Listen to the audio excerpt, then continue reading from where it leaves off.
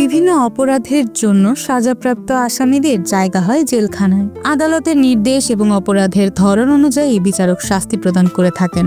জেলের সাজাপ্রাপ্ত আসামিদের শাস্তি দু ধরনের হয়ে থাকে: সশ্রম কারাদণ্ড এবং বিনাশ্রম কারাদণ্ড। সশ্রম কারাদণ্ড হচ্ছে শাস্তিস্বরূপ জেলে থাকার পাশাপাশি জেলের বিভিন্ন ধরনের কাজ করা। অন্যদিকে বিনাশ্রম কারাদণ্ড হচ্ছে শুধুমাত্র জেলে শাস্তিস্বরূপ থাকা।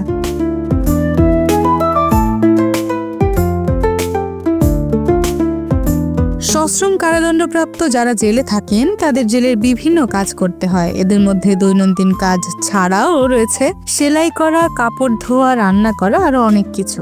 তাদের মধ্যে অনেকেই আবার হাতের কাজে দেশীয় পণ্য তৈরি করেন।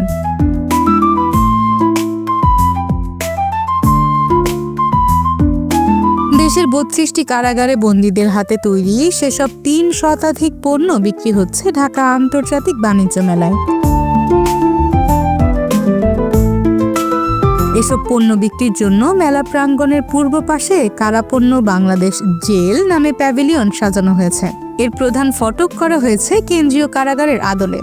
আমাদের আইজি প্রিজন স্যার ট্রেনিং এর ব্যবস্থা করছে। ১২০০ আসামি ট্রেনিং করছে। ট্রেনিং করার পরে এগুলা এখন আমাদেরকে প্রত্যেক বছর আমাদের বাণিজ্য মেলায় স্টল আছে, প্রত্যেক বছরের বাণিজ্য মেলাতে স্টলে করবে।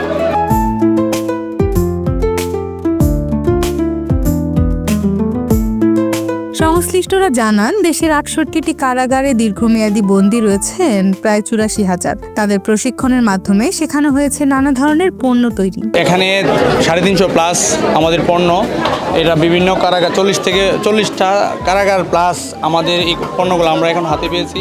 তো আমাদের এই পণ্যগুলো তৈরি করতে গত বছর আইজি স্যার আমাদের ১২,০০০ প্লাস বেশি কয়েদিবন্দীকে এই বিষয়ে এইগুলোর উপরে ট্রেনিং করানো হয়েছে। ২০১৮ সাল থেকে কারাপণ্য নিয়ে বাণিজ্য মেলায় অংশগ্রহণ করছে কারা কর্তৃপক্ষ। কারাপণ্যের প্যাভিলিয়নে বাঁশ ও বেতের তৈরি মোড়া, প্লাস্টিকের কুলা, কাঠের বুকশেলফ, খুন্তি, শোপিস, একতারা, পাটজাত পণ্যের ব্যাগ, ট্রাভেল ব্যাগ, শাড়ি, লুঙ্গি, গামছা, নকশি কাঁথা, টিস্যু বক্স সহ নানা পণ্য দিয়ে সাজানো হয়েছে।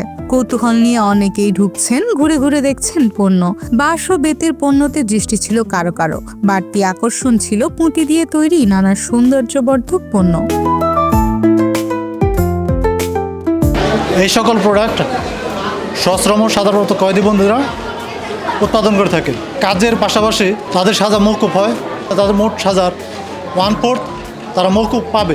তারা যে কাজ করতেছে এর প্রফিটের 50% বন্দীরা পাবে, আর 50% সরকারি কোষাগারে জমা হবে। আমরা তাদেরকে যেভাবে কাজে লাগাচ্ছি তারা আসলে ঘৃণার পাত্র না। একজন বন্দির হাত কিন্তু একটা শ্রমিকের হাতও হলো।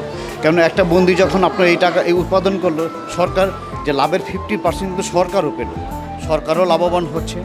এবং পাশাপাশি আমাদের দেশের মানুষ আমাদের দেশের মানুষের যেসব দেশীয় পণ্যগুলো ওনারা প্রায় হারিয়েই যাচ্ছে, সেখানে আমরা এর ঐতিহ্যটা ধরে রেখেছি এবং একটা বন্দিকে যেন পরবর্তীতে সে যেন তার জনশক্তিতে পরিণত হয় এবং সে তার জন্য নিজে নিজে স্বাবলম্বী হয়, সেই জন্য ঘৃণার পাত্র না হয় সমাজে। সেই জন্য তাদেরকে আমাদের কারা মহাপরিদর্শক মহোদয় তাদেরকে এই প্রশিক্ষিত করে সমাজে প্রতিষ্ঠিত হওয়ার জন্য এই কার্যক্রম হাতে নিয়েছে।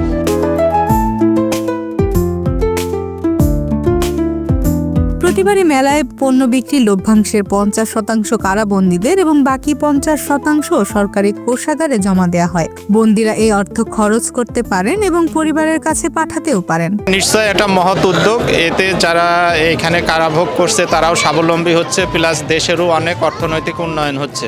আমি মনে করি প্রতিটা কারাগারেই বাংলাদেশে এই ধরনের ব্যবস্থা থাকা উচিত। যখন এরা সাজা ভোগ করে বাইরে আসবে তখন এরা এই কাজগুলো করতে পারবে, তখন তাদের বসে থাকতে হবে না।